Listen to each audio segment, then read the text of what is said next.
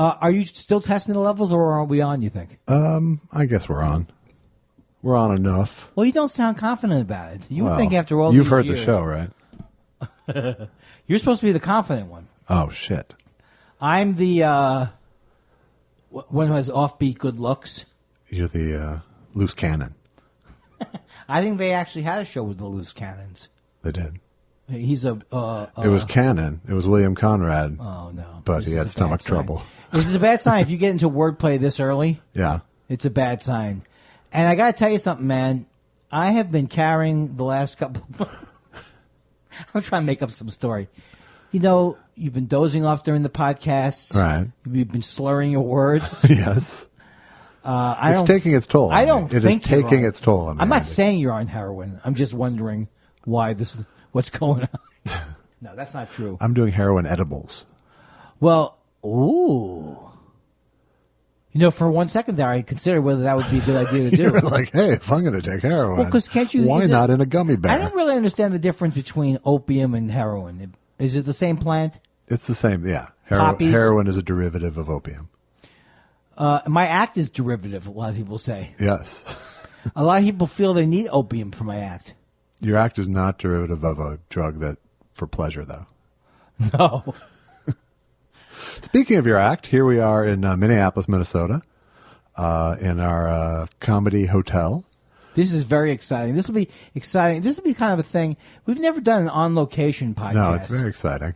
We've just done a show at Acme Comedy. Don't say where the hotel is. I'm not, but I did say where the club is, and then you interrupted me. I'm not going to. I have never interrupted you because That's I'm why always I listening. said comedy hotel, as opposed. What's so funny about the hotel? Well, look around. This is a depressing hotel.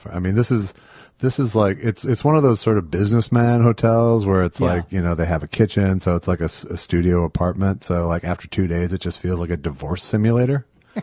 Like walking around, how did I lose the house? Yeah, and it's also the kitchenette. The kitchenette is, for some reason, in hotels, I just feel it reminds me that I can't afford to just eat out all right.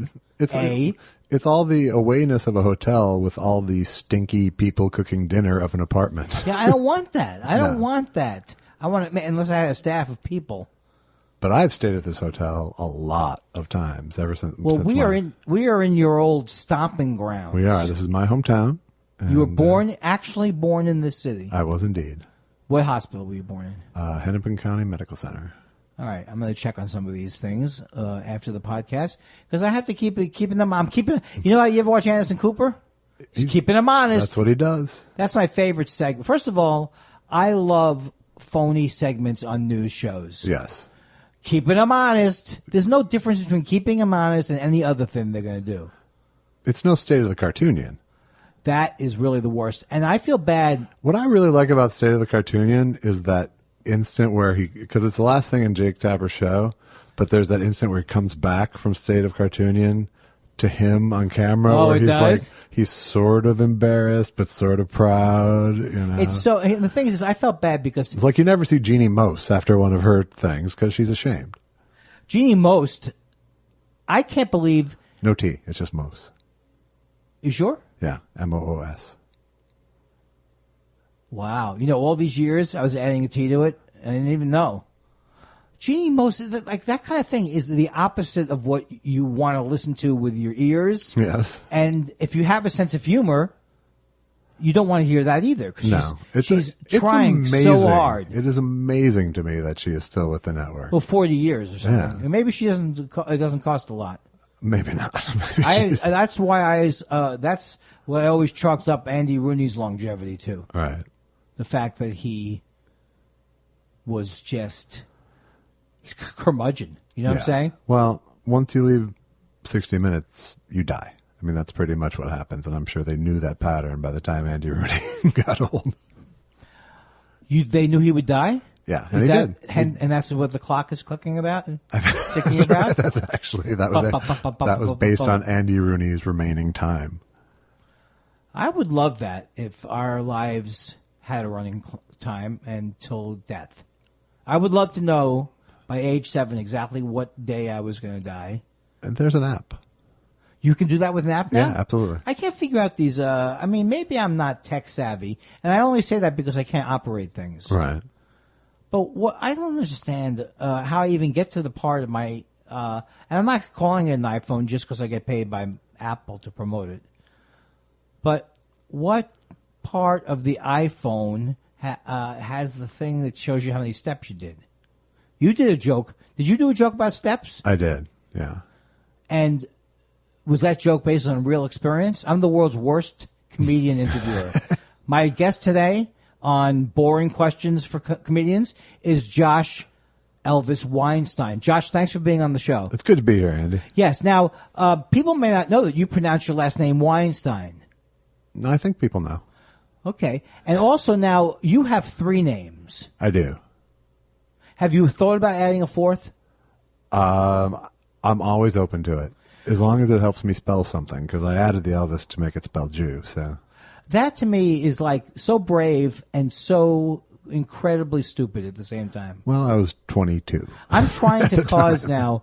I'm trying to cause like very much on the Real Housewives, which I watch assiduously. Yeah. You like that one? I do. You've heard that word? I have. Is there any words I could use that you haven't heard? Dyspeptic? Restraint. Dyspeptic. What does that mean? It sounds like it's an upset stomach. It's an upset stomach. It can't be. It is. So that's why they came up with Pepsid? Dyspepsia. Oh, so that's why they came up with Pepsi. That was like a mad bit when I was a kid. There was a Pepsi dyspepsia pun at some point. But no, I sometimes regret the J. Elvis Weinstein thing because I don't like being called Jay, and I don't. I don't like that either. And I don't necessarily like being called Elvis. I don't mind being called Jelvis, actually. Jelvis you like? Jelvis I don't mind. Jelvis you like? Jelvis you get. But Jay I don't like. Well, what were you see, a lot of people don't know, and I know a lot of people don't know because I do this joke over and over. It doesn't get a laugh. It shouldn't get a laugh. What? But the joke is that Lee Harvey Oswald had to call himself Lee Harvey Oswald because there was already a Lee Oswald in the Murderers Guild. Assassination. Maybe I should say the Murderers Guild. What's funnier, the Assassination Union or the Murderers Guild? I like Murderers Guild. All right, I'm going to try that joke tomorrow. Okay. Now, this is the first show that we did together tonight. Well, no, we've done shows before. You've heard them, probably. Right, so... oh, you mean the show? You mean a live show? The live show. Yeah. That's good. Yawn more. You know, I was doing my Jan Wenner impression. What happened to us? Have we lost our vim and vigor? I don't think so. You know, the so. thing is, there's so much pressure. Here's the pressure of doing this podcast. Everyone is such a gem. How are they going to live up to last week? Exactly. And you have these running bits like paywall. We had a guy, had a whole section of people who wore paywall T-shirts tonight. That's not true. It's not true, but one guy did yell out paywall at one point. Someone has seen. Thanks for coming to the show, paywall guy. Sorry we didn't see you afterwards. No, because Josh, he says, look, I can't walk out there until I collect myself after the show. Right. When he has to transfer from the character Josh to regular Josh. I don't know what's wrong with me. I'm going to say this right now. I may be done with comedy. Really? It's not the podcast. I may be done. I may be out of material completely. Wow. So maybe that could be the podcast. 2 wacky Jews discuss how they've lost the will to live. That was last week's show. Pretty much, I'm pretty sure. So here we are. See, I don't have the same feelings that you have when you come here because I didn't grow up here. Right. I also don't have to come here in the winter where people go, oh, the winter and the indoor thing and the jetway and it gets Last time I was here in the winter, it never got above 0. And so that even annoyed you who wouldn't normally be annoyed by cold weather. Or you didn't care. No, it hurt. It hurt every time I went outside. My blood has thinned considerably since I moved to Los Angeles. I'm big-blooded. That's not... Wait, that was a fake laugh. Oh, yeah. Oh, yeah. Well, I thought that was pretty clever if, Big-blooded? No. It's just that I continue to do it. See, my thing is, it's not what I say. It's not how I say it. It's the relentless... that you said it. It's the relentless pursuit of thinking the next sentence is going to be gold. Right. I was thinking about our podcast this week, and I was thinking, what do I love in podcasts. And I love when either one of the two, well, they don't have to be two co-hosts, but let's say there are, when they do some a story about their life, heartwarming, interesting, elucidating. So if you did a few of those in a row. Well, I've got a lot of pathos going here this week. All right, so you have now. The word pathos is a word that I never really know what it means. What does it mean? Like drama? It's the appeal to emotion. So you have it's bittersweet. A little bittersweet. Is it mostly bitter or is it both? It's a little bit of both, but it's becoming home. First of all, staying at a hotel in your hometown is a weird feeling. Yes. And also yesterday was my mom's birthday, my late mom's birthday, and like 2 days from now is the day my father died 22 years ago. Wow. So it's like there's a lot of sort of weird, triggery kind of energy. Yeah. Here, have you been here ever before for those dates? Yeah, I have. But yeah, because you were here when your mom. How long ago has that been now? My mom died 12 years ago, and my dad died 22 years ago. That's amazing how. I don't know if you've heard this time flies thing. Yeah. But it really does seem to be moving at a healthy clip. Yeah, it really does. Because I feel I remember when your mom died. You certainly would have. We were friends. If I wasn't so self-involved. That's right. Oh, yes. But let me tell you about my relationship with my mom. That's what I said to you the day. Right. My mom's good, but not so good. We still do enjoy, both of us enjoy, the variety of jokes where we pretend to get upset because our father was buried in a shirt or something. We look death in the eye and we make jokes. Right. And we have no fear about death. No, I have fear about that. I do too. Yeah. I don't fear dying. I fear suffering.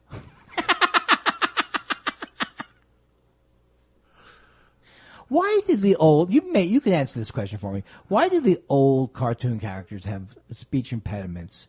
Like they would go suffering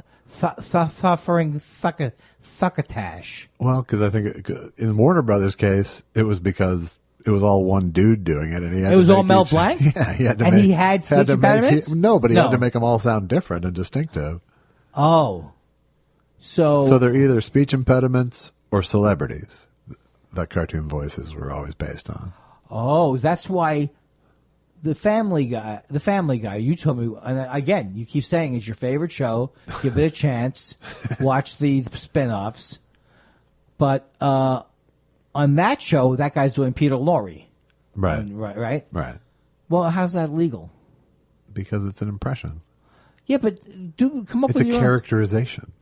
Yeah, but come up with your own thing. Well, but Yogi Bear was Art Carney. Yogi Bear... Wait a second. Art Carney played the voice? No. Oh, well, that you're getting into another kettle of fish, which was like the Flintstones were a ripoff of the Honeymooners. And Ralph Gleason? That can't be right. But Jackie Gleason almost sued. Yeah. Well, it was. I'm sure that was the pitch. Prehistoric honeymooners.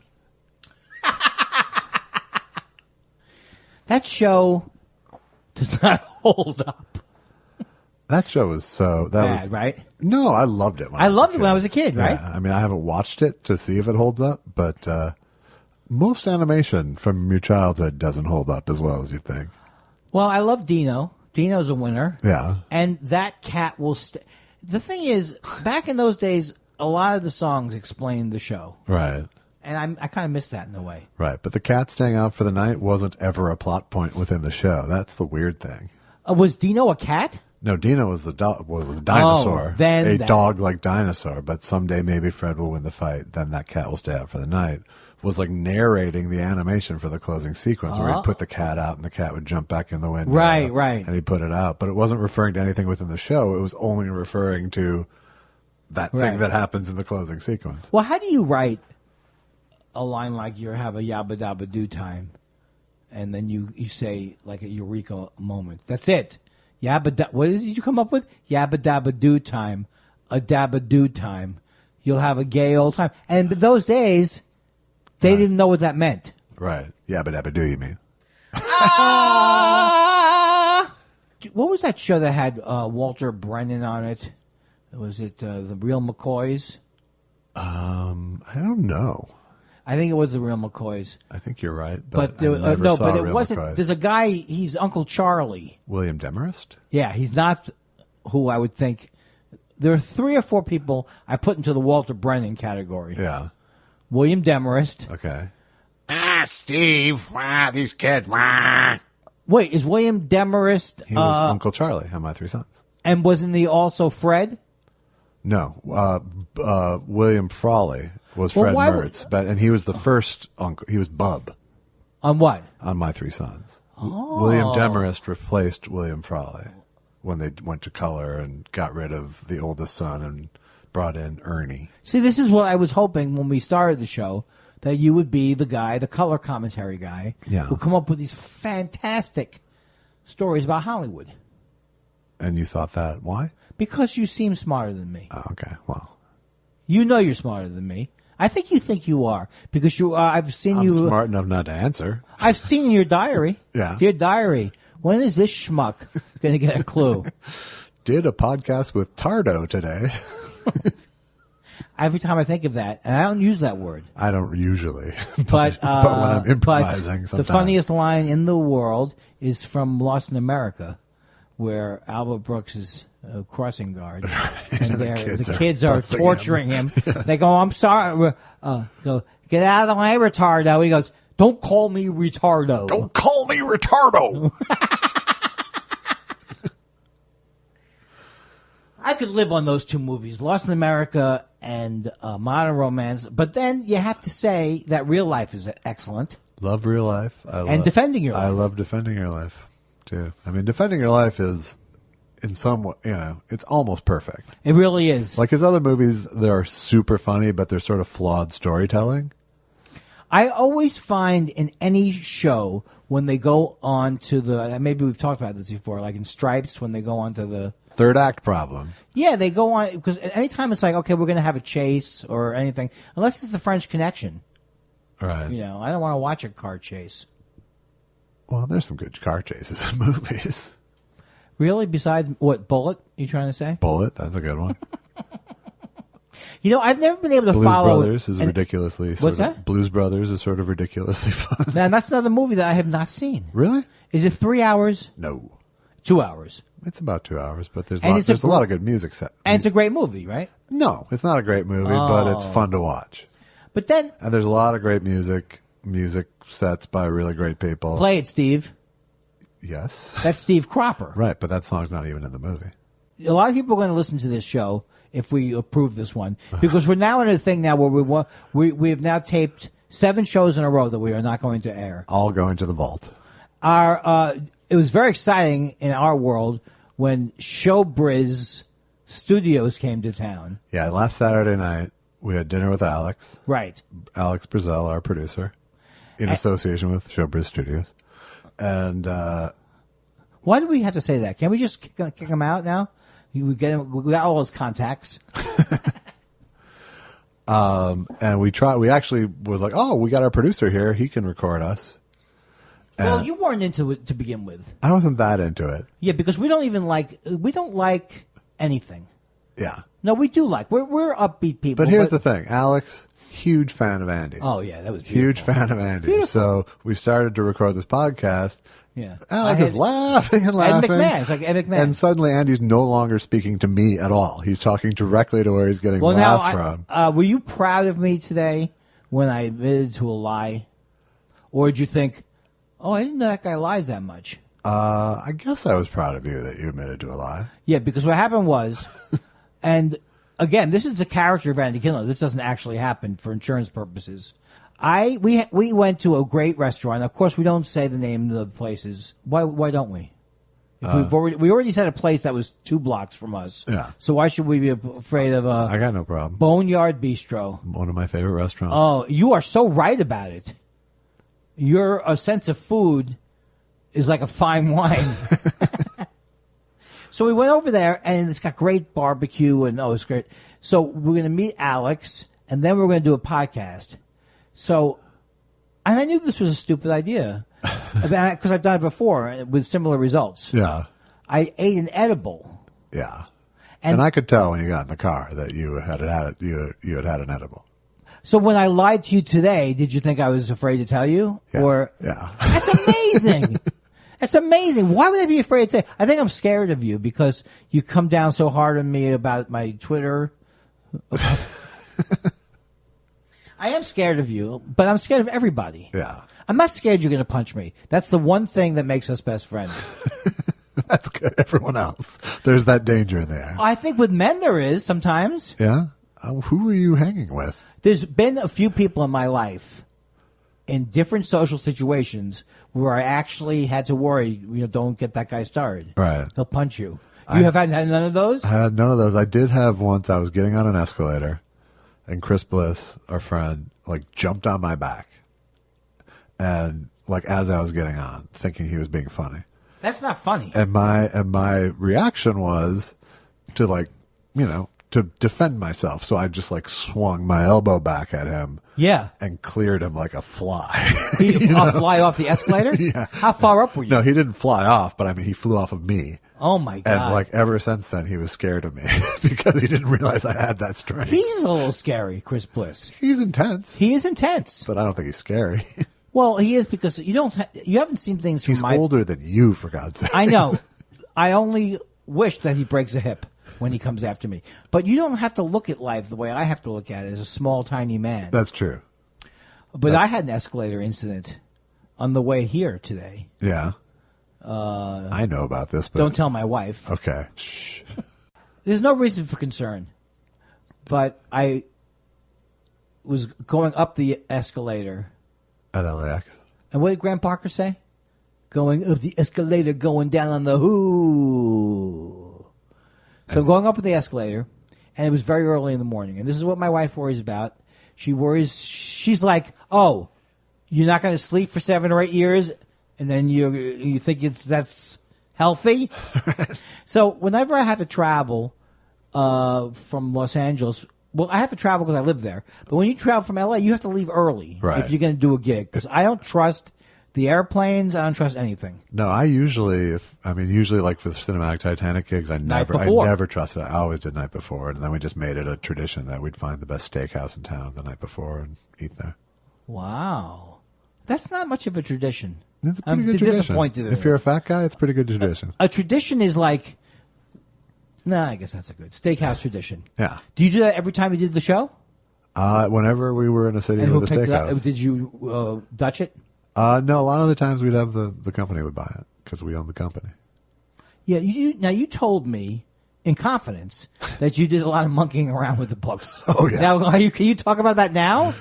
What? What do those signals mean? Go high, go low. Why are you miming bags of money?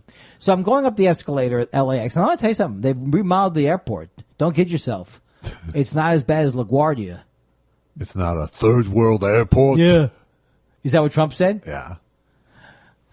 Again, I don't know why you like him, but I'm going to give him a chance. He's starting to wear on me a little bit, I have to say.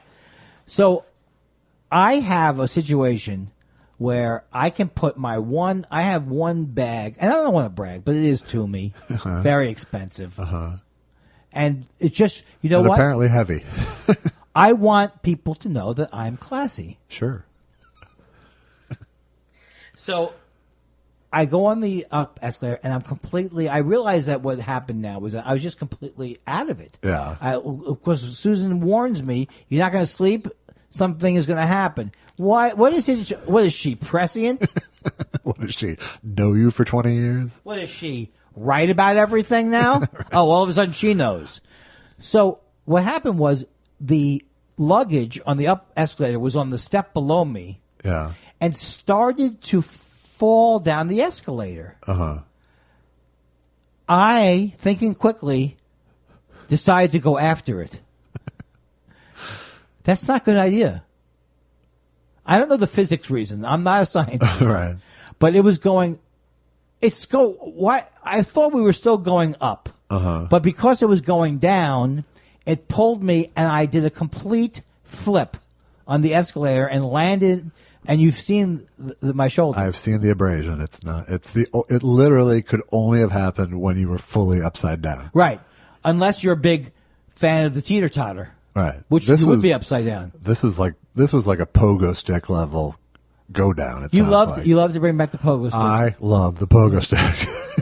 See, I'm laughing about people. I know it is funny because I almost broke my. What's amazing is that I almost broke my back and still thought I should continue on with the segment.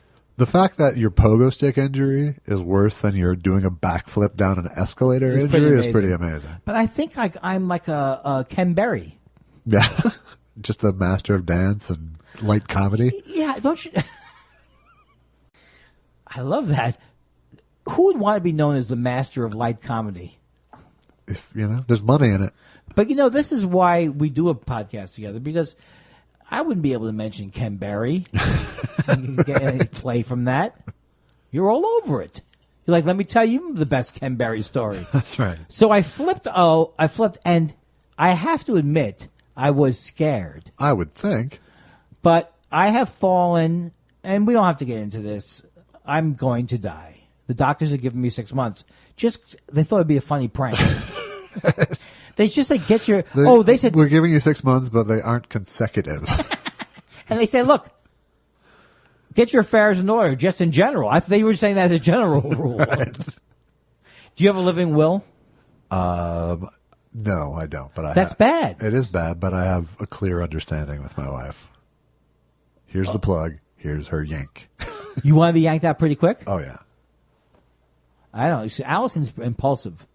Well, as I talk about in my act. That's right. I'm doing your act You're now. actually doing my act. But I talk about, they say, what would you, I was talking about about to have surgery, and they're like, well, what would you like, well, first they say, if something happens during surgery, do you want us to take heroic measures? And I'm like, well, I'd like you to save me. If you need to be all self-aggrandizing about it, hero, go ahead. And they'll go, no, well, what happens if you end up brain dead in the operation? And I'm like, ooh, that sounds more like my wife's problem. But please do me a favor before you ask her, give her a yogurt or something, because she's a huge fucking bitch when she's hungry. Now there are a lot of people have been complaining that joke is misogynist. No, it's between me and my wife. I know. I wanted to bring up my wife, just like my late mother, gave me 100% permission to say whatever I wanted about them in my act. That I don't have that from my wife. Really? I got it. My wife. Did you see me kill tonight with me? That's what I said to my wife on my wedding night. Killed. It did, yeah. Do you like a comic like who after the set says, "What'd you think? I thought you did very well out there." I thought you didn't need to do it the whole walk back. Oh, you mean bragging about it? Yeah. Well, also the fact that I taped myself and you kept holding out your hand, going, "Here's me, here's the crowd," pointing to your hand. Yeah, and you were like doing it like, what are we? What are we taking over? Are we doing a raid on Entebbe? How can I make you laugh for that? There's nothing funny about raid on Entebbe. There absolutely is something funny about raid on Entebbe because is it because I'm trying so hard? Straight out of your ass, kind of a reference.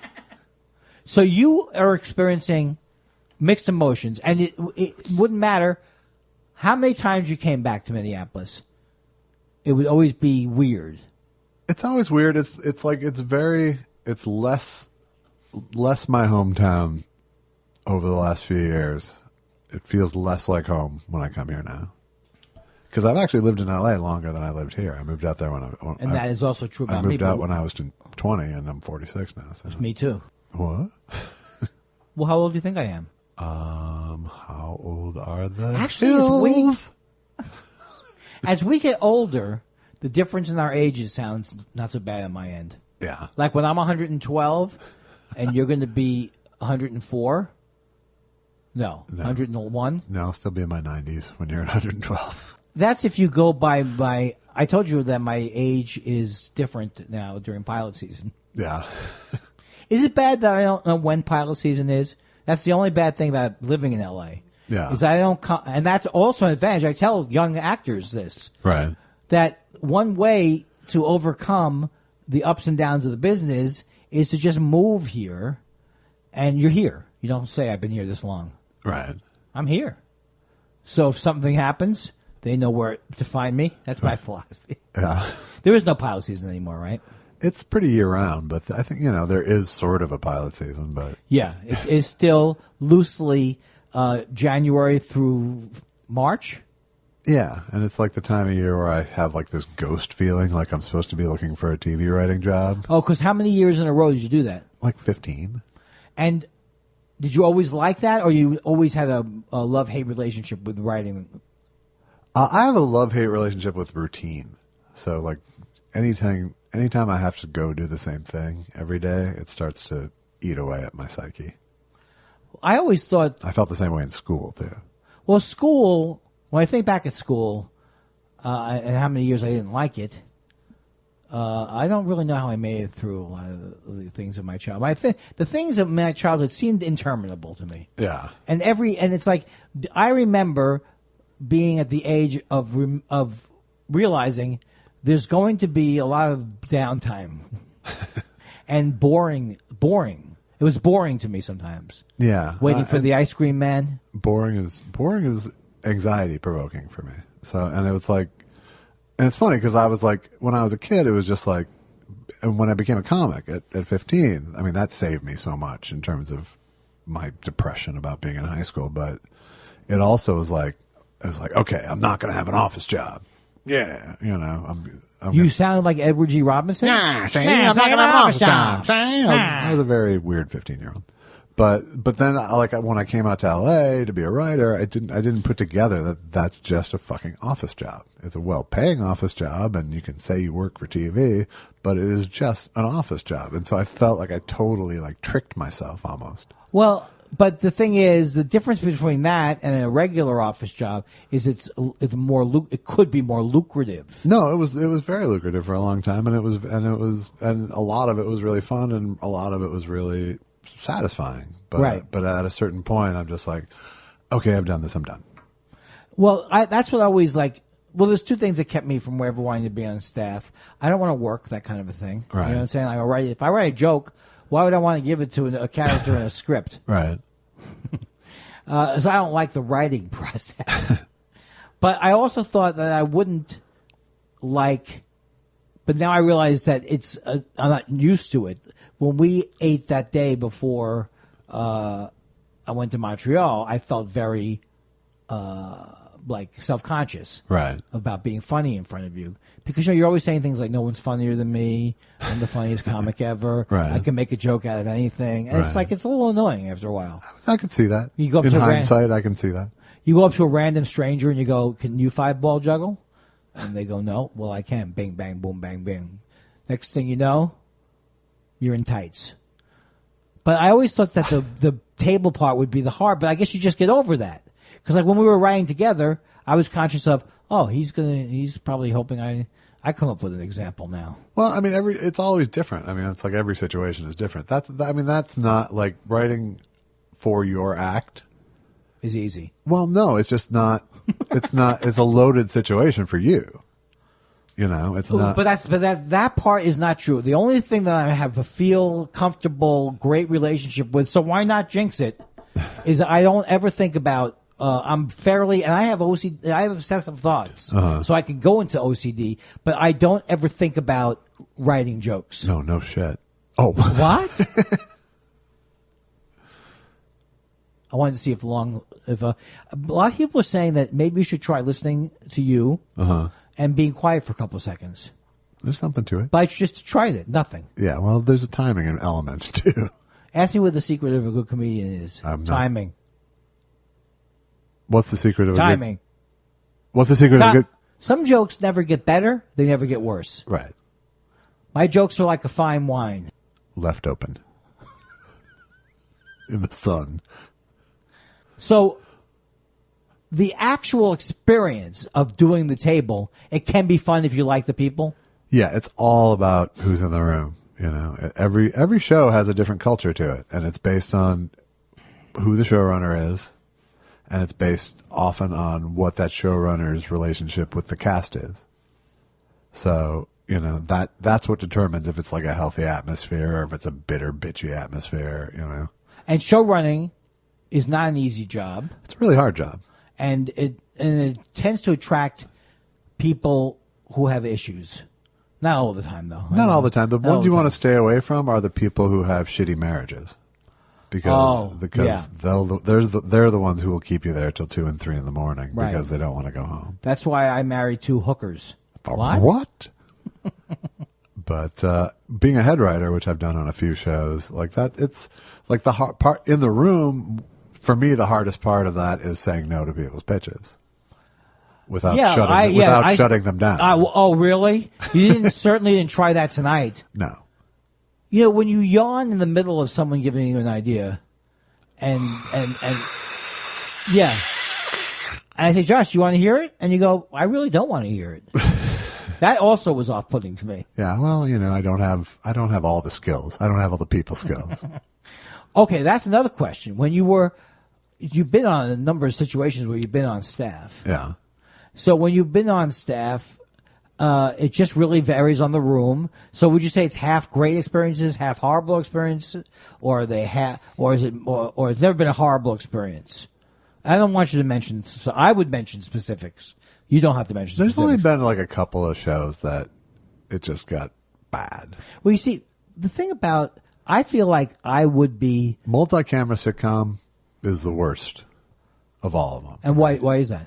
Because the process is set up to just make lateral moves all week. Like you start with the script at the beginning, you know, the script you have at the table read. And then you get all these notes from people, and some of them are legit and some of them aren't.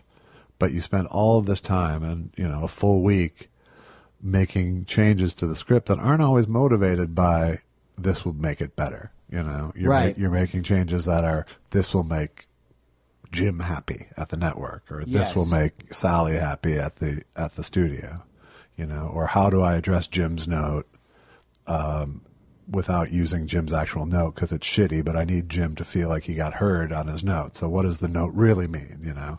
What's the underlying thing that's making him give that note? So you then have to sort of manipulate Jim to go, no, we made the change. Look, it's right, you know.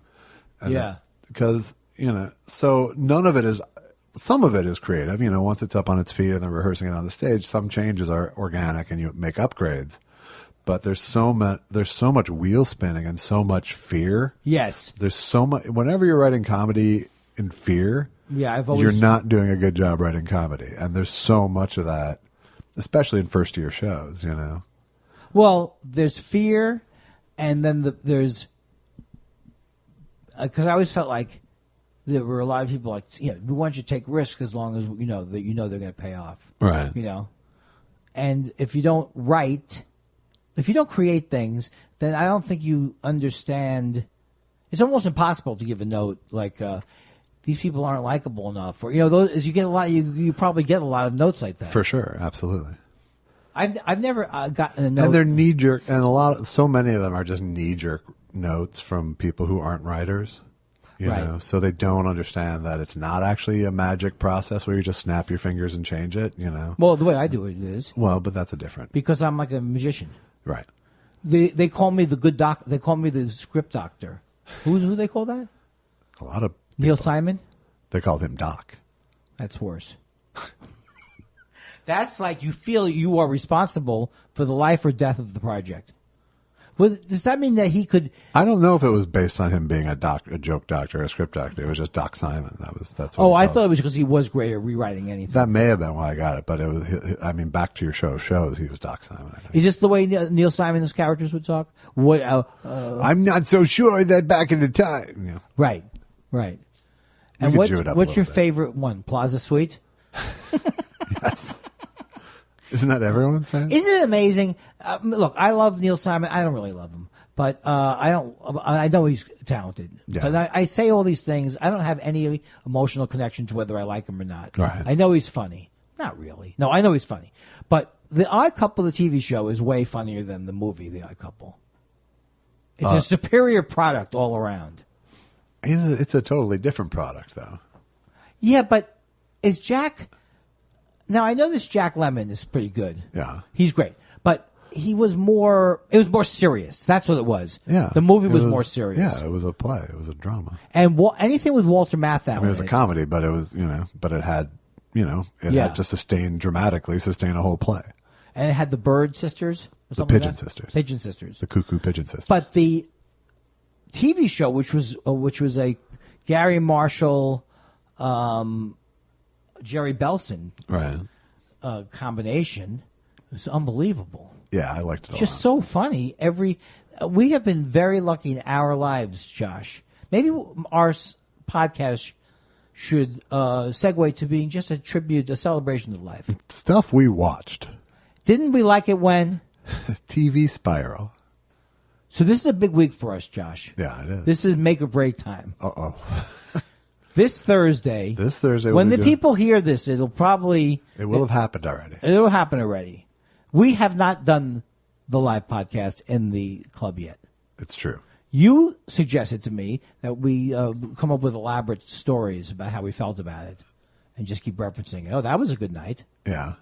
I shot that down. You were right. Let me just say right now, you were right. Now, there were 7 people coming. We're selling tickets. I think we're at 8 now. You think we should have not charged? I don't know. I think we should have waited another 6 months. Oh, that's true. That's true. But to see if it was going to take? I just felt like, what the hell? The one I know for a fact that Acme will let us do it. And they'll be happy to have something different in there. And you mean than their usual 5:30 show? Usual 5:30 show. But Louis Lee, the club owner, just likes having different. Well, he's the greatest human being in the world. So this is like I'm not scared if I made a movie about the club, so partially about the club. So I kind of have carte blanche now. Yes, I would imagine that Louis is starting to get tired of all your special requests. Probably. You want to stay in his house. Yeah. You don't want without him. There. Yeah. See, great comedic minds. Whatever that expression goes. And then the other ones do podcasts. So we have 6 people, but I'm going to be with you now and stop worrying about it. I don't care how many people there are. I'm not going to worry. I'm always worried about how the club is I'm doing. not the least bit worried about it. It's, it's just, honestly, I just wanted to see if we could do a live podcast without it going off the rails. Why is it about 50 years into the creation of podcasts and we sound like the least qualified people to be conducting one? I think there is an audio trail to prove that we are the least qualified people. But maybe this is stuff that's going to go in the Smithsonian. Maybe we are doing Studs Terkel level stories of the human condition. Maybe if Studs Terkel kept interviewing the same person over and over and over and over again. Now, who doesn't love Studs Terkel? I don't know. Now, this is different from the old days in comedy. When I first went on the road, I very rarely got a hotel. How about you? Because of condos, you mean? Yes. Yeah. No, that was a bad era of comedy when you had to stay in comedy condos with the other acts. So when we were complaining about the kitchenette, it's still a huge, huge upgrade. One time at Austin, they had a house. Yeah. He had a house. And it wasn't cleaned very well. So I asked the booker if there's any chance at all that I could move to a hotel. And he said, I'm just sorry, Andy, we just don't have it in the budget. Is there anything else I can do to help? You mean like what? Send me a picture of a nice hotel? Right. What else could I do for you that wouldn't be solving the problem? Right. I don't like when I go to an apartment and there's cobwebs. Yeah. Because cobwebs means trouble ahoy. Does a cobweb always mean the presence of a current spider? No, it means the lack of presence of a current cleaning person. Was it a spider who said the quote, what a tangled web we weave. Was that first we a spider, to deceive? or was that observed by a spider? It was a person. It was yeah. The problem with these bits that we know the answer to them is they're what's the word? Shitty? Excruciating. Yeah. If you've noticed, there hasn't been one time in this podcast where I've said I forgot where I was. Right. It's really a major thing. I'm taking. Is this your way of saying that without saying it, though? No. Yeah. Well, no. The challenge to doing a podcast is there's always going to be the question, why are you doing it? Right. And you can never make a convincing enough argument about why you're doing it. Unless you were like... Well, my argument for why we do it is that you moved in 3 blocks away. Oh, no. That's why we do it. Right.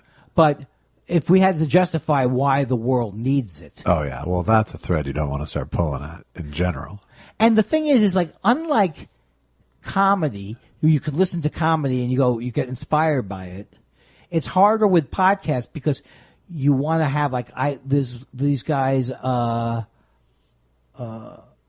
Too Beautiful to Live. Have you heard of them? Out of Seattle. I've heard of them, but I don't know. Yeah, I love their podcast, and they have a rhythm. So, like, I all of a sudden go, "Oh, what if I had that same rhythm with Josh?" But that wouldn't be, if we had rhythm, people would, they get their hopes up. Right? They'd expect. Do you think I'm like a robot that keeps cranking out the same types of jokes, but then I get tired of the comedy? Do you know that there's people who don't think about? There's comics. You've seen them, and they're on automatic pilot. Sometimes they're funnier. I've noticed over the years, they're funnier off stage. Yes. And then usually because they got into the comedy when the boom happened, and it's hard to unwind from that. I've never had a problem stepping down from changing a group of material or not missing an old group. And as I told you, I do change things seasonally. Yeah. I worked with a comic once who told me that he had seasonal material. Really? And I bet he wasn't a good comic. I almost want to say who he is, but I won't say who he is. But okay, I don't think so. Because you know what? This is the way you get, like, I just watched a thing the other night about the Order. Yeah. It was a neo-Nazi group in the 80s. And then there was that movie Talk Radio with Bogosian, which I love that movie. Right. It's based on the killing of Alan Berg. And when I started to watch that... Denver, right? What's that? Denver was where he Right. was. I think the movie was set in Houston or something. So when you're watching it, and I'm watching it, I'm going, how am I different from this Alan Berg guy? I say stupid things. I get people upset. Why am I not going to? I mean, what's my angle? What do I think that I'm? What's the word? Immune from the vicissitudes. I really wish I could get by on Norm Crosbyisms. Yes, I really do. Because I think it's when I used to watch East Side Kids, nothing made me laugh more than Slip Mahoney. Yeah. Doing a malapropism. A problemapism. A problem. Now, is there anything? No. How about your friends from Minneapolis? How many people that you grew up with are still here? My friend Barry is still here, the guy who I did comedy with the first time ever. What's his name? Barry. Do I know him? I don't know. Who did we meet today in the green room? Cy Amundsen? No, not Cy, but the guy who signed his DVD. I know him. Oh, that's Brian. Is he a comic too? No, he's just a local fan guy. Local fan guy. Good guy, great guy. He's been around. He's been for around the years. comedy scene for 30 years. I've been on the comedy scene for 30 years. Right. But a lot of people worry, have I overexposed myself? So not that many people, just a couple people from when you were growing up. Yeah, there aren't. It's not a ton of people left. There's still friends. Like a lot of Mystery Science Theater people are back here now, and a lot of I still have a few relatives, but a lot of my friends have either moved away, a couple of them have passed away. I don't like to hear that. I was hoping. You know me. There's always a dead person in my life. There's always a dead person lurking. All roads lead to some dead person I loved. When you moved, I moved, and I don't want to say I'm a hero, but I drove cross country. I mean, so did I, with a guy who died. What's this? Barry Fox. Did you ever meet him? Barry Fox. He was a local comic here. I don't know him. Really Can I great meet guy. him? I don't know.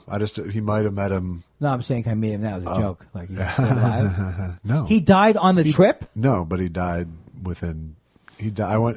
His funeral was on my 30th birthday. It must have been depressing. It was. And so, what did he die of? Brain cancer. I've heard that's one of the best. It's one of the best ways to go. Yeah, absolutely. What a dick! I can't believe you said that. Why? I'm edgy, man. I'm edgy. Are you offended? Good. So you drove with him. He didn't know he had brain cancer then. He did not have it at the time. Now, 10 years after I moved out here. I had a relative who had it, and it actually changed their personality. Yeah, and that was true with Barry before he died. He got like angry and stuff, or yeah, he got spacier, and he had mood swings and stuff. My mom, before she died, the cancer went to her brain, and you could tell that. Oh, I don't remember that part. It was affecting her. That must have been hard. Yeah, I mean, we didn't totally lose her, but you could tell that it was having an effect. Now, I have never had to. Well, my mom's still alive. Like she was worried about what to pack for the hospice. Right.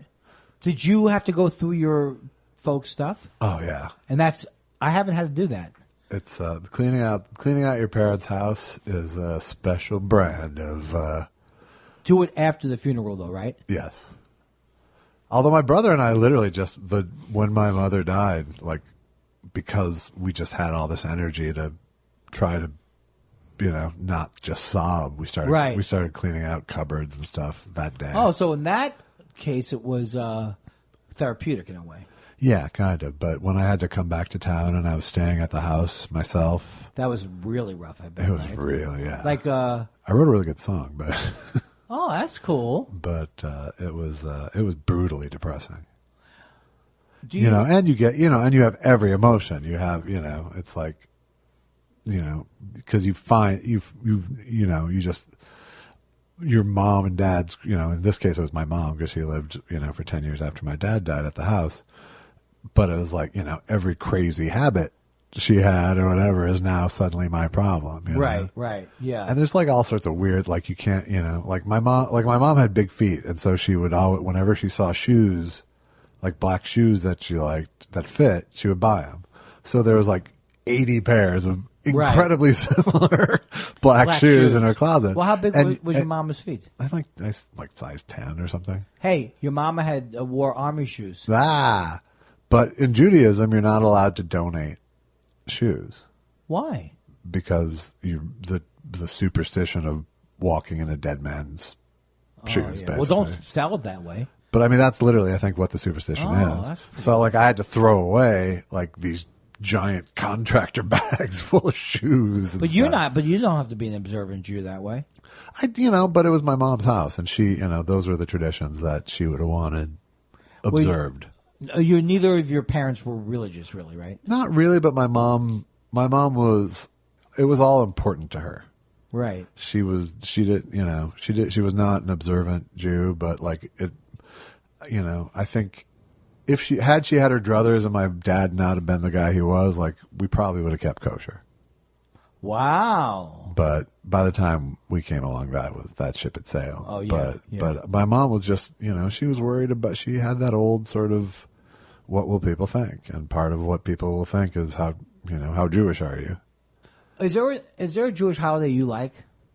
I like Passover, kind of. I like the seders. I think the matzah thing is just the dumbest symbol.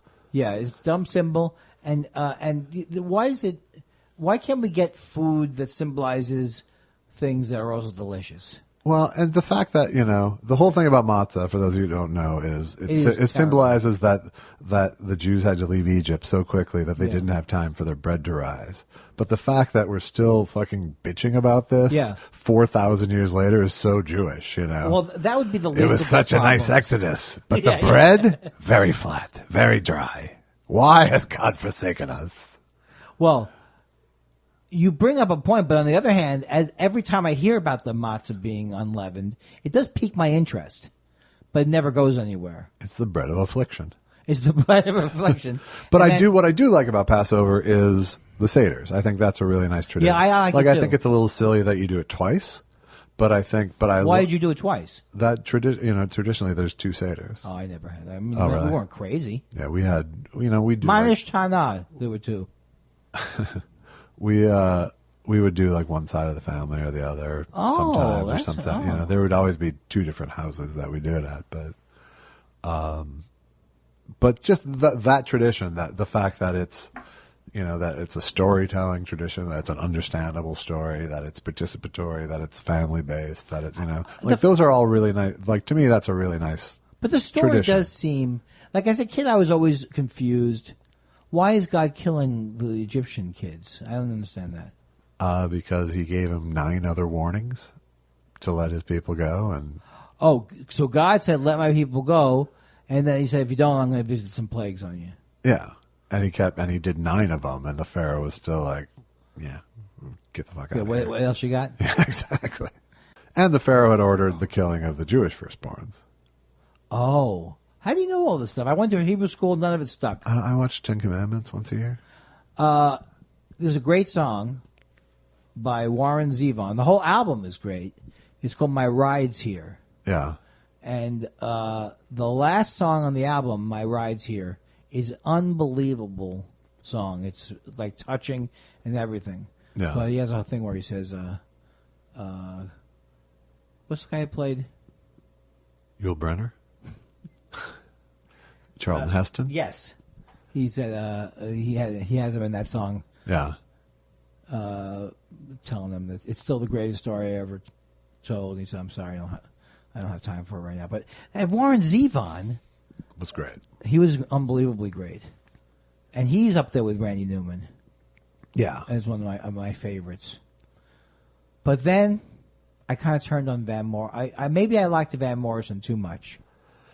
I was never. I like Van Morrison's greatest hits. But like I've seen Van play a couple times. Well, the last time I saw him play, I was not happy. I was not happy either. Where'd you see him play? I saw him at the Paramount in New York, which is the one under Madison Square Garden. I never knew that. With Dylan. And I saw him at Pauley Pavilion too. Well, I saw him at the Hollywood Bowl, and he was doing a re-recording of Astro Weeks. Oh shit! And all he cared about was the mix sounding good for the recording. Really? So we couldn't hear anything in the back of the Hollywood Bowl. And I said, "That's it," with me and Van Morrison. When I saw him, he would leave the stage for long stretches. I love that. See, that kind of thing. I love the eccentric, turned his back on the audience. Yeah, but he would leave the stage and have someone else sing. No, that's not good. He literally had he had a young like Joey Lawrence looking singer, and he would just leave the stage, and it was clearly he was going off to drink. You know? Oh, that is not good. Come on, Van. Yeah, so it was not good showmanship. But Dylan actually at that time, that was the best I ever saw him, was the New York one. I am such a Dylan fanatic that I don't care I don't care what he decides to do. I'm just so into whatever his decision was. For a couple of years, he was singing like, He was super bad in the late 80s. That was when it got really just like, it was almost hostile what he was doing. Well, now, I actually don't have the same reaction that people have to when he got saved and stuff. I thought it was just an interesting thing. Maybe it wasn't the greatest music, I guess. Is that what you mean? No. I mean, like when he was touring with like the Dead and he had Petty's band as his backup band and stuff. He obviously was just sick of his catalog. And he was just singing. He was just like he was spitting just singing out the like songs. you often could not tell what song he was doing. Well, there's supposedly a story, and I think the story may be from Eddie Gordetsky about Warren Zevon before his death. Yeah. Going to see Dylan. And I don't know if I've learned this in my head or it actually happened. And Warren Zevon turns to his friend. I think Eddie Gordetsky was sitting behind him. And he turns to his friend and he says to his friend, "I think Bob's doing one of my songs." But he couldn't tell. Right. But I think when I saw him, it was right when his kid was hitting big with the Wallflowers. Right. And that's when he had his big resurgence. And I always wondered if it was like a sense of competition. I've heard that from other people that it absolutely was like a competition thing. What did you think about when he was doing Saved? I wasn't, he was like in the 70s, so I wasn't, Yeah. I was a kid and I wasn't really It wasn't great. I wasn't really tuned into it, but hearing the album after, in hindsight, I didn't enjoy it, but I actually liked the song "You Gotta Serve Somebody." yeah, that's not bad. But that's one song. And then I like the woman who plays the violin, but she's out of tune often. Yeah.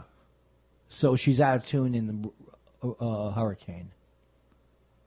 Okay. And so I always would try to show off by telling people she was out of tune. What's the matter with me? I don't see any upside to that I have to point out that she's out of tune. Right. And what does it do for me? It doesn't make me a better violinist. No. But makes me look makes petty. you good at posturing. I'm telling you, Josh, if you ever get a hankering that you go, I got to play the violin, just don't pay attention to that. Wait till that fades. Let it pass. Because, have you tried playing one? I've messed around with them, but I never thought I was going to be a violin player. You have to hold your wrist in the most unnatural motion to do a bow. Right. Look at this. This is the way it is. It doesn't help you with anything else. Unless you were going to maybe fly a kite. Right. Then you have to keep this bow. Or be a dirty masseuse. Dirty masseuse. Then you have a bow that you have to put rosin on the bow. Yeah. And if you don't have enough rosin on the bow, it won't sound good. Right.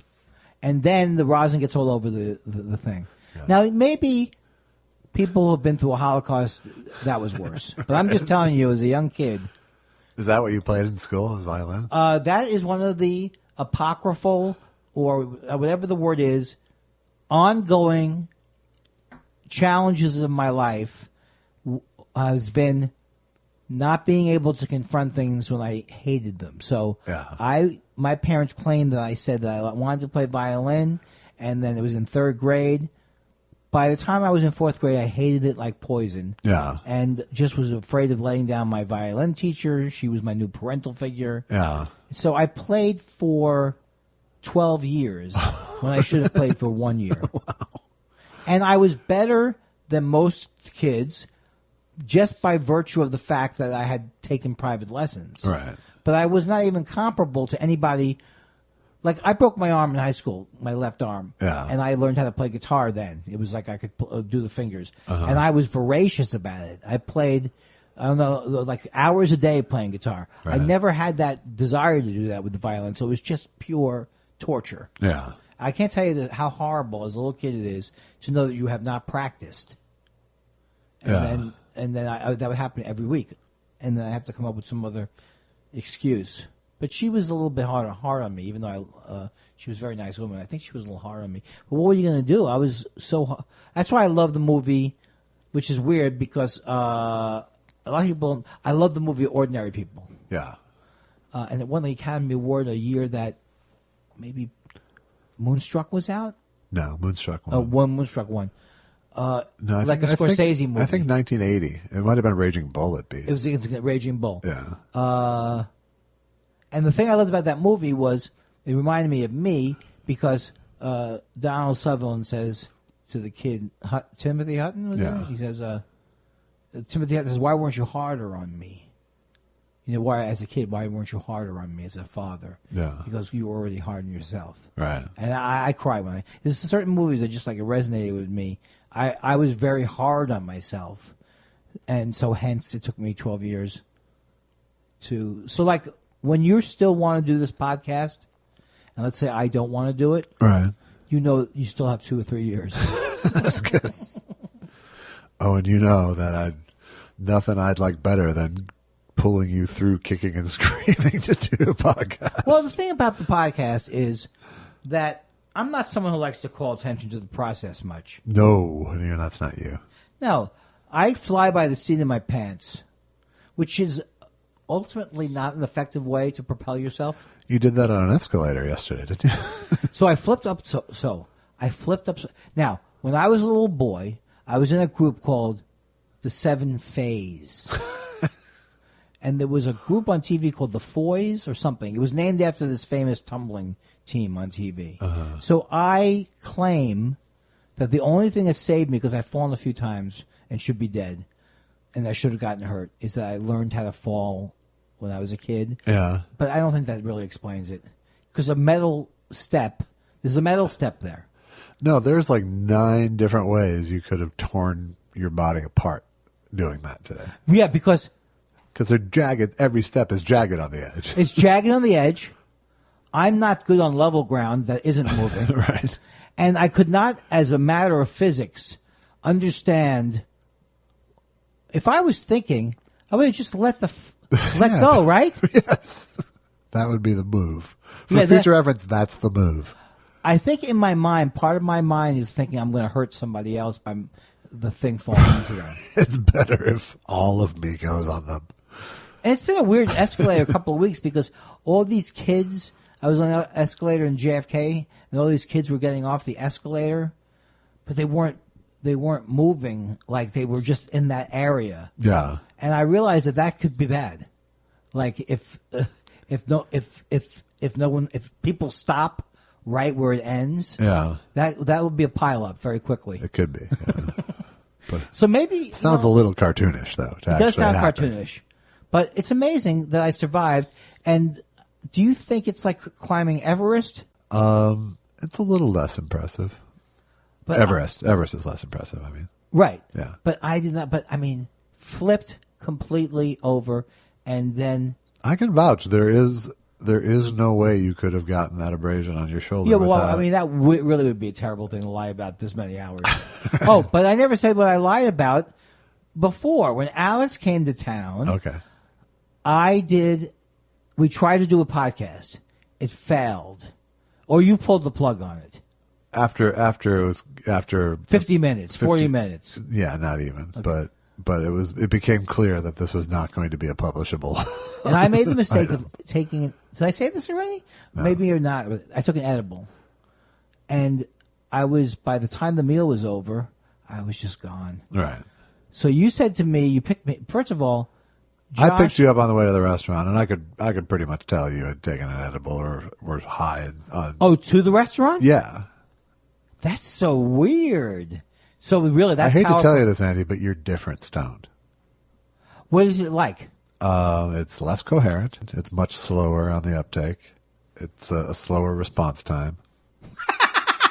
It sounds like the worst thing in the world. That's why I don't let you smoke pot for this podcast. I know. Well, then I felt very bad about it.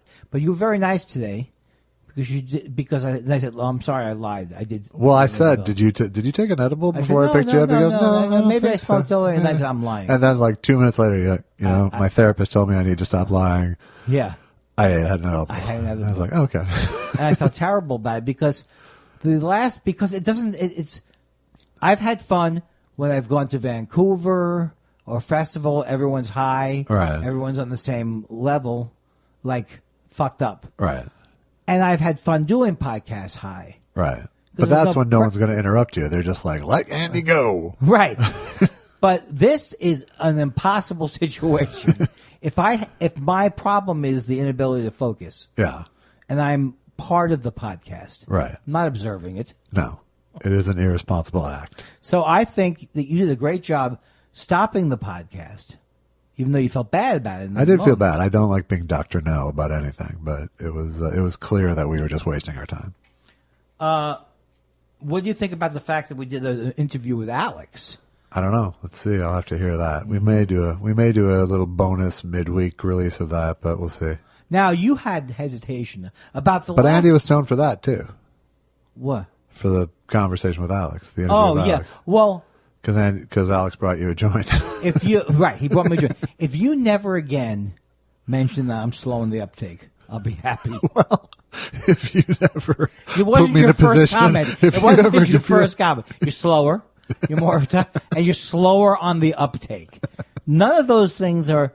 Well, it actually reminds me of what Monty Python said, which makes perfect sense. Yeah. You could watch Monty Python high, right? But you couldn't execute it high. Right, exactly. I think in general, it's harder to do. Although I've had great times doing comedy high, in general, it's not the best mix.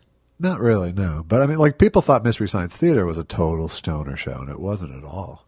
You mean they thought everyone was high? Yeah, they thought it was the product of stonedness. Right. But it really, really wasn't. In fact, I would think Joe Hodgson doesn't even smoke. He did occasionally back then. Right, I don't think he does anymore. But that's my secret of why I'm so funny. Yeah. I smoke pot. The thing I like about it makes me slow in the uptake. Right. You describe someone as slow in the uptake when not that person is there.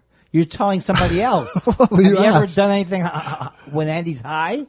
He's a little slow in the uptake. Well, I learned my lesson. That's not what our relationship is about, is it, Andy? Well, but I learned my lesson though. Yeah. But I did tell you, because I confide in you when we're driving back from the airport. I mean, it's like 5 easy pieces with us. I did tell you that sometimes on the podcast I would have some tincture, right, which I love. And I think those are the weeks where you go, I forgot what I was saying. What was I just saying? Oh, no. But it took a while to kick in. Yeah. But still, even if it takes an hour to kick in. That's right. Once it kicks in, I'm not running like a fine tooth. No, you go over something with a fine tooth comb. Right. You run like a finely oiled machine. Finely oiled machine. Yeah. Which is what my ex-wife said to me. You run like a finely oiled comb when you're stoned. Whoa, you combine two? I have never, ever in my life used a comb. Really? It just doesn't do anything for me. I use my hand. First of all, I have a wonderful head of hair. You do have lush Jew hair still. Lush Jew hair. And I put it in, I put product. I call it product. That's a slang. What sort of product? Hair product?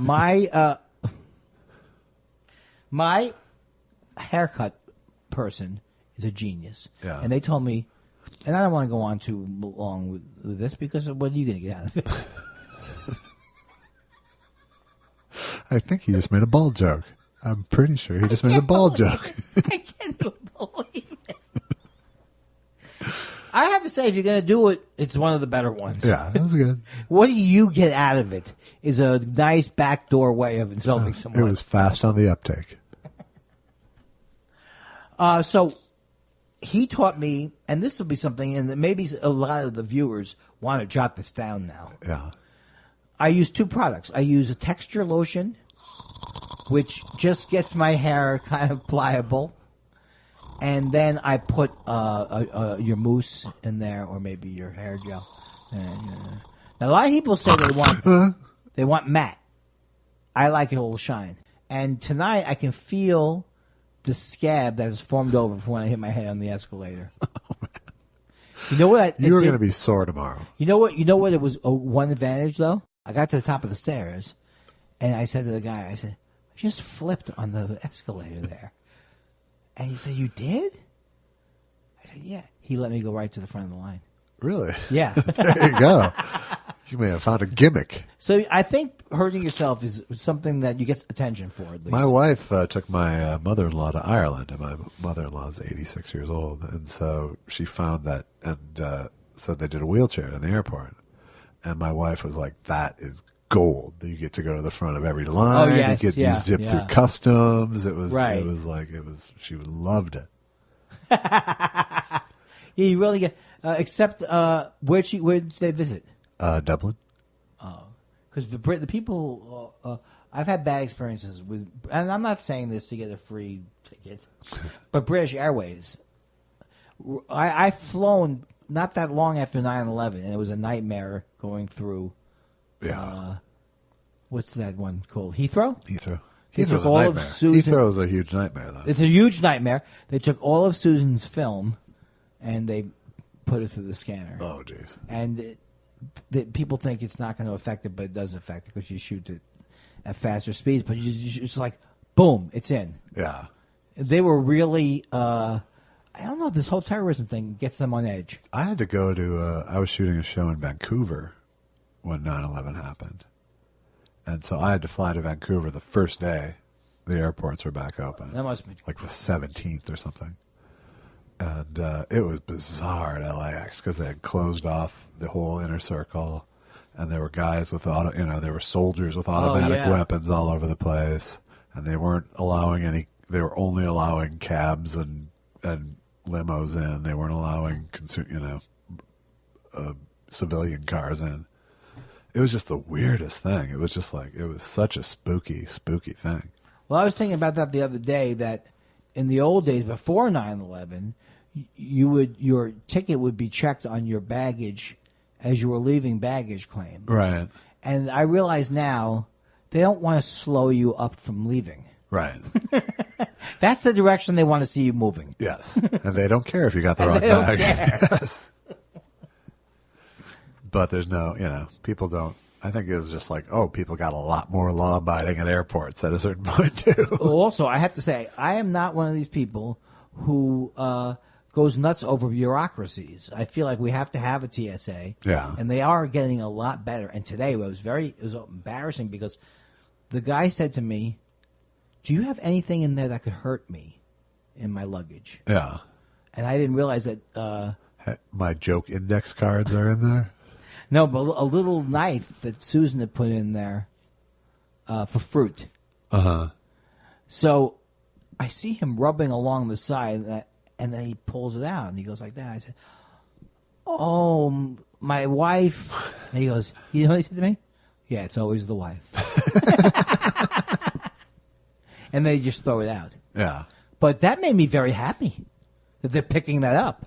And It's a great practical joke by Susan, too. Yeah. Next time she'll put a gun in. It's like Candid Camera. Right. But that was, I'm always afraid I'm going to get arrested everywhere because I'm Jewish. Right. Yeah, You don't have the Jewish fear. Well, I'm a Minnesota Jew. It's all the intensity of the Jewishness Without the gets dispersed in Minnesota. It's my favorite Jewish holiday, because you didn't ask me, because I don't know if you noticed this, that we've been doing the podcast. I ask a lot of questions, very open to what yours have to say. Right. I rarely interject. I find that. Have you found that? Yeah, I find it very satisfying. My favorite one was Sukkot. Yeah. Or Sukkot. Because we had the great, it's the festival of harvest, I guess. Right. And there is a thing called a sukkah. Yes. And it's it smells great. It's got like fruit and squash and stuff like that. And in my temple, they would serve challah bread with honey. Right. Nice. Holy moly. That's good living. Yeah. So is it the memory of the challah that you Yes. liked? It's not, well, it certainly isn't Ezekiel 7 that I remember. Right. But I was just wondering, is there any sort of particular connection to the harvest that you liked? No, or was just because nothing. The smells and the tactile things. Well, I liked certain songs. Like, I love Ein Keloheinu, Ein Keloheinu, Everybody, Kamoshienu. Now, we don't have to worry about the rights on this. No. So I love that one. I also love this one.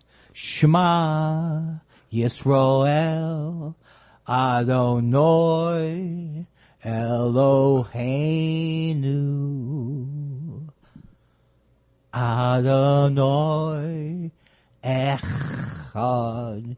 Hear, O Israel, the Lord our God, the Lord is one. Yes. The Shema, that's called. That's called Shema. The central prayer of Judaism. And that's the prayer that, if you look at the mezuzah on the people's doors, that's the prayer that's inside that.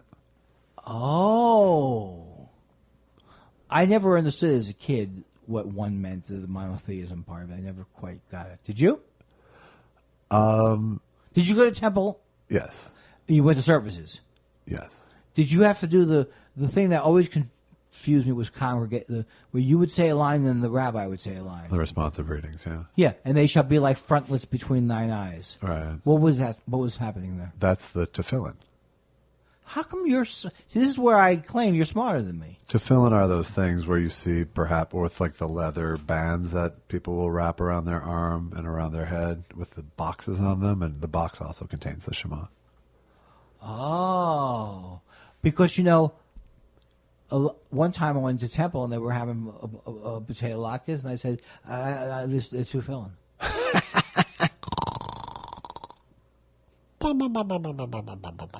Every Jewish song has this part in it.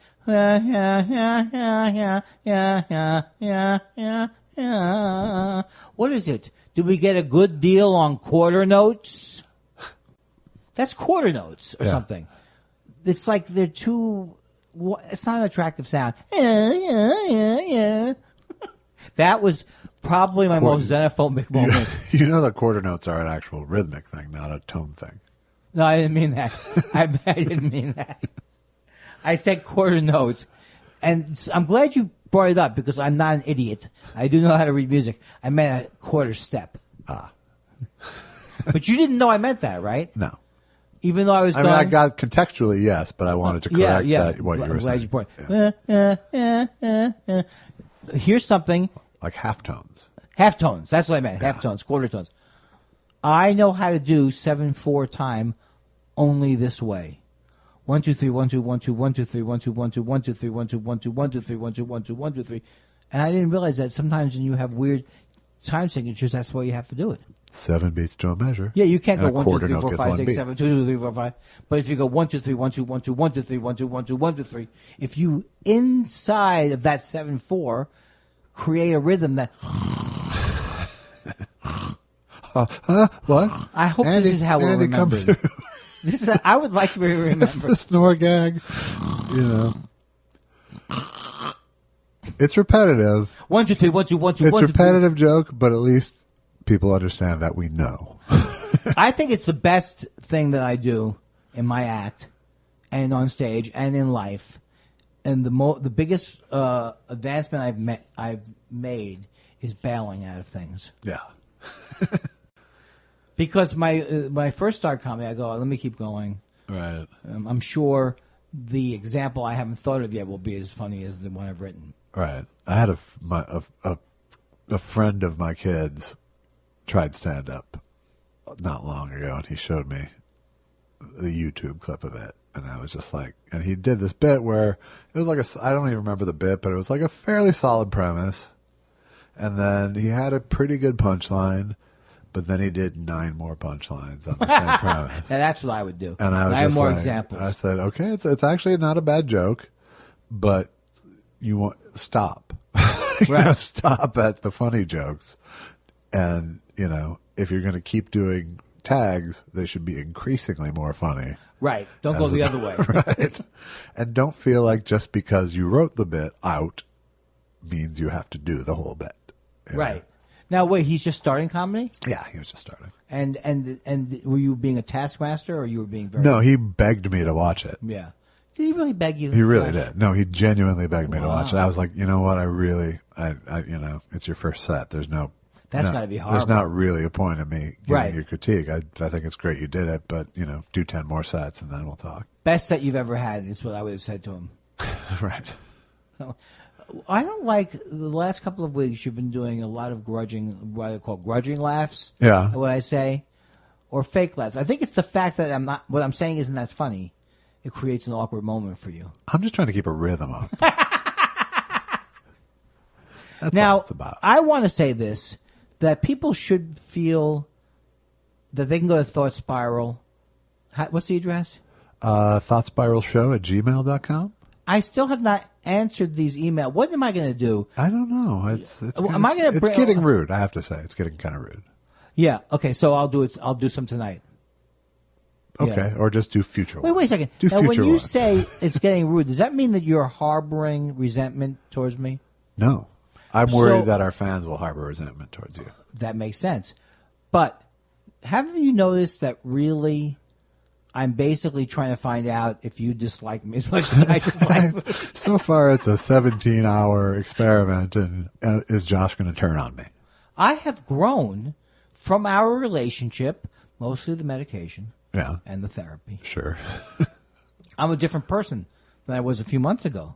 But why am I saying that? That creates too much pressure. I just don't know if it's true, but I like that. You're in a Well, you see... you're in a growth mode for sure. Okay, well, you can tell. Do you remember me a lot in the old days if I got my feelings hurt recovering so fast? No, And that's like one of the main things. but most of those things were you're like, I don't think you ever had a beef against me. I don't think I ever hurt your feelings on a step back level before, did I? No, I don't think so. No. So I only heard anecdotals, Right. Either from you or from the person who offended you, Yes. So Well, I would always. Well, I think I also put you in a weird position at one point because I would want you to be as upset about what I was upset about. right. So That's just never gonna happen. yeah. So like, if you don't, so why don't you love to hate Lorne Michaels more? you Right. know? And so then I would always try to find out. I would think something would be justified if you were angry at it. Right. I just put you on a pedestal. Well, there was that weird thing with your special where I really had to come in and play a hero role for you guys. This was really unbelievable. You know, I don't mean to say I was a hero. You were a hero. But that was what at the time you guys needed help. We did need help. You know, and so I think you gave me an extra level of authority because I got you through that thing. Well, I also think that your personality is, in generally, people see you as the calming force. Yeah. Which you say is not how you feel, or is how you feel? No, I definitely think that people see me that way, and I definitely think, you know, that I have the skill set to make things more reasonable. Right. You know what I mean? Yeah. But I don't see myself as sage or, you know, or... and I think that's a mistake that I make, is thinking that other people have these answers or are so different from me, like they've worked it out. Yeah, I don't feel like I have any answers. I have a lot of deeply held theories about life, but I don't... But you're not a cynical person. You're not a pessimistic person. Not really. Maybe you could be seen as cynical. Not cynical. I'm sort of cynical. I'm sort of jaded. Yeah. I'm not pessimistic. My mother was my brother aptly called her a cheerful pessimist.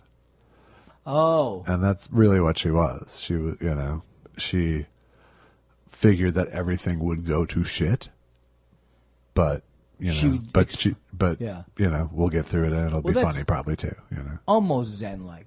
But Zen is like you don't get it. But my dad's whole thing in life was all about sense of perspective. You know, that was I think what made my parents' marriage so good, is that he was a moderating effect on my mom, and my mom made my dad more soulful, you know. Interesting. That's really cool. My mom made my dad be as in touch with his emotions as he was gonna be, you know. So it was like my dad was always like, you know, he didn't have hang-ups about fairness, you know. He was just like, he didn't think it existed. Well, that's the thing too. That's such an interesting thing. I know there was a Holocaust. I know there's unfairness in life, and yet I'm getting, to me, growth is realizing that just because something is fair doesn't mean it's going to happen. You know? Right. And like having what I think is a relatively stress-free life. I grew up middle class. I didn't have a lot of things go terribly wrong. I think I could learn, maybe learn more from that, or learn more from that earlier. I don't know. I just feel like the best you can do is have the confidence that you're going to get through whatever happens, rather than worrying about what happens or what's going to happen. Just, you know, having a baseline confidence that, well, shit's going to happen, you know. And I really do believe that life is like, you're either coming out of a storm or heading into a storm, you know. Right. But you never know what the storm's going to be. So rather than try to guess, you know, the one piece of wisdom my mother had on her deathbed essentially was, I always worried about the wrong thing. You know? Oh, really? What yeah, did she mean? Meaning that, you know, things shouldn't have worried. She spent all this fucking time worrying, and the things that went wrong weren't the things she predicted. Right, you right. know? So yeah. what was the point in doing all this worrying, you know? Yeah. And then there's something to that, you know. If you just have the sort of baseline confidence that, well, I don't know what's going to happen, but, you know, I'll just roll with it when it does, you know. Well, there's a great book that I love, and I've given it to people, and I've read it many times. It's called The Lazy Man's Guide to Enlightenment. Yeah. It's by Thaddeus Golas. Uh-huh. And that book was very inspirational to me, where he tells you these things that are true, and then he even gives you shorter versions in case you don't want to read the whole book. Oh, that's cool. But the whole idea of it is the same thing that will get you through a bad acid trip. Yeah.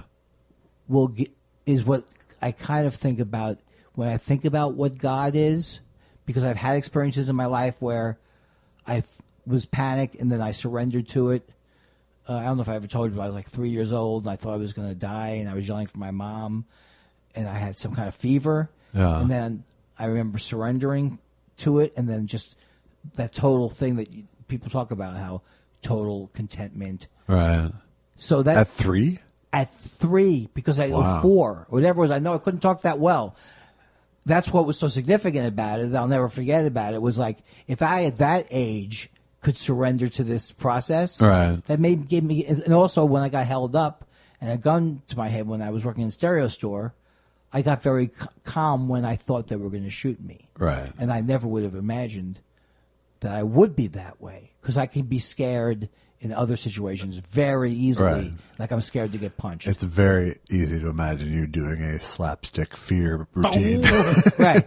So that's what that is kind of like my one spiritual belief that I really kind of hold to, is that, in general, things are like, if you looked at the universe from a distance, there's no problems, Right. So even the small horrible things that happen, they pass. Right. And so ultimately, I think there is this like joy that you can, or faith that you can have, that you'll get through, that your body will tell you what to do. Because one of my fears has always been about death, yeah. And I have less fears of it now, because I have this feeling like that when I'm 85, I'm not going to think I'm going to die the next day. Right. When I'm 95, I'm not going to think I'm going to die the next day. I'm always going to be one of these people who go, like, maybe I could live to 112. Right. Well, so, I think, as long as you have a sense of purpose throughout that time. I don't have that. I don't have purpose. Well, but then you'll die. Because I do think there's a certain age where it starts to become a choice. About dying? Or yeah. I think I'm very happy about aging making me a happier person. That's awesome. That I never thought, like, just the whole... It's not the traditional Jewish path either. Well, yeah, because sometimes if you're not growing, or you could go the other way, but just yeah, it's a good feeling, because I don't have that same burning ambition, the downside of it. Right. I have to have my own show. Right. I have to have, and I'm not saying that I don't have that because nothing good's going to happen to me. Right. It's just I really don't have it. I don't have it. It just you start to realize that the concept of building a career is ephemeral. It is ephemeral, right? It's like what's important is like, what am I working on? Am I happy doing it? Am I getting paid to do it? Absolutely correct. And in that order, almost. Yeah, I think, and it's so simple in a way, or so easy. But that's what it does. Kind of crack me up online sometimes when I step back from these arguments. Yeah, it's like people try to slam me by identifying that I was on a sitcom. Right. Right. How far? I mean, how bad is it to be on a sitcom? Right. Oh, this is the guy. Or they'll say he didn't even have that big a part on the sitcom. Right. But what Take an insult workshop. Exactly. Well, I feel very good about this podcast. Yeah, I feel like we had a beginning. Yeah. A middle. Yeah. And what do you think is going to happen then? I think we are putting too much pressure on ourselves. I'm getting a lot of letters that I don't read. Yeah. About that we think we have to come up with the perfect ending. There is no perfect ending.